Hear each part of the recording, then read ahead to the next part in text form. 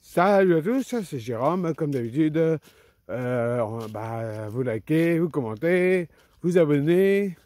Voilà, donc vous me dites ce que vous pensez de la nouvelle vidéo. Voilà. Alors aujourd'hui, on va continuer à faire le débat entre emploi et entrepreneur.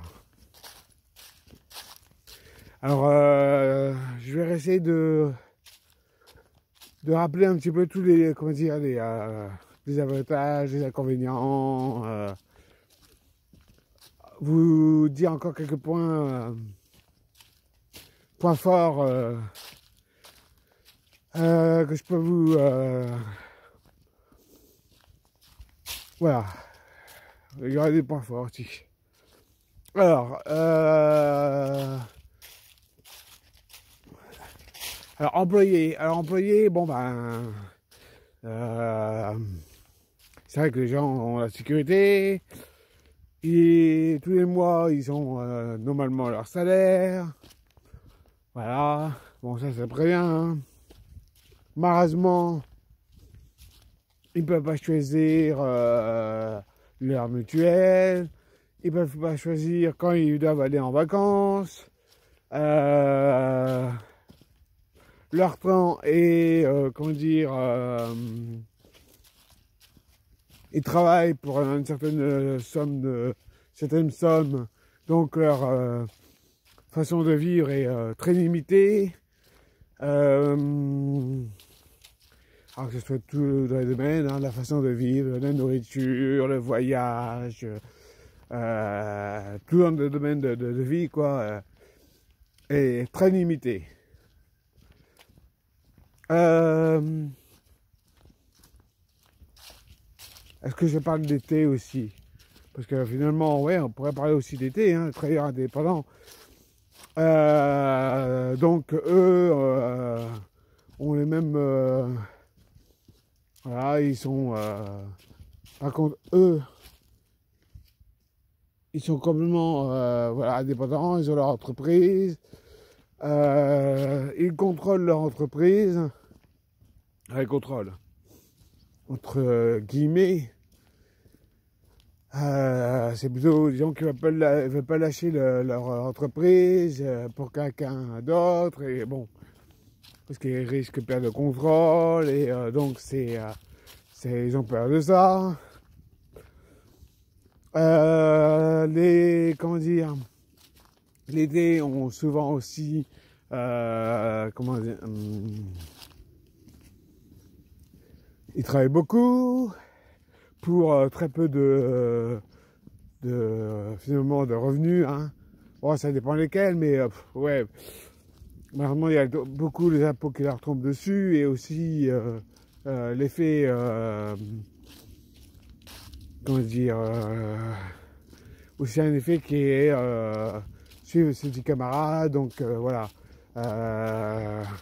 ressembler aux normes du thé, avec la belle voiture et tout ça, alors qu'on n'a pas, bon bah, on n'a pas les revenus, rien, et que voilà, à la fin on peut comment manger des pâtes. Bon,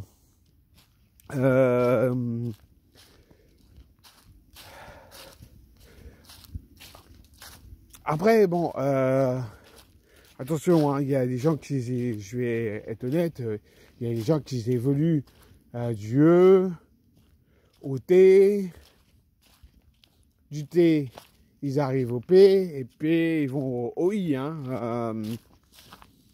C'est un, voilà, c'est tout à fait une possibilité qui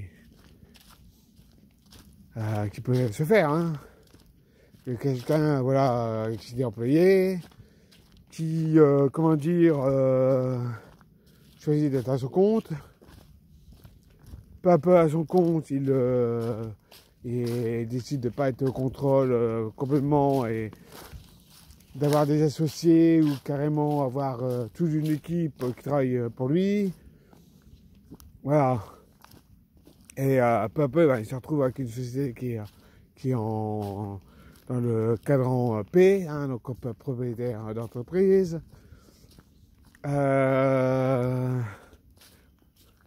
Voilà, ça c'est vraiment possible.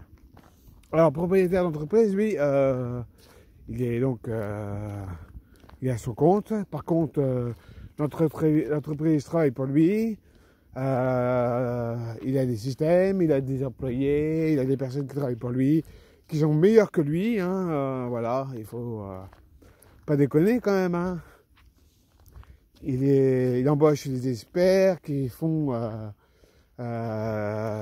gagner beaucoup d'argent parce qu'il voilà, il prend un chemin beaucoup plus rapide et ça lui permet d'accélérer les choses. Et alors après, nous avons le dernier cadran, qui est le cadran I. Alors le cadran I, c'est le cadran investisseur. C'est le plus, je dirais le plus intéressant parce que cette fois-ci, vraiment, c'est l'argent qui travaille pour soi. Et non le contraire, comme les employés, travailleurs indépendants, qui travaillent pour l'argent. AP, bon, il a des systèmes, etc. Voilà, mais il doit, bon, ça dépend après si vraiment il s'est bien encadré et il a un bon système et il a pris des gens qui peu à peu orchestrent toutes les choses dans son entreprise et que voilà. Ils m'ont dit qu'un propriétaire d'entreprise c'est quelqu'un qui a une boîte. Quand il quitte, s'il partirait un an, l'entreprise elle marcherait encore mieux. Voilà.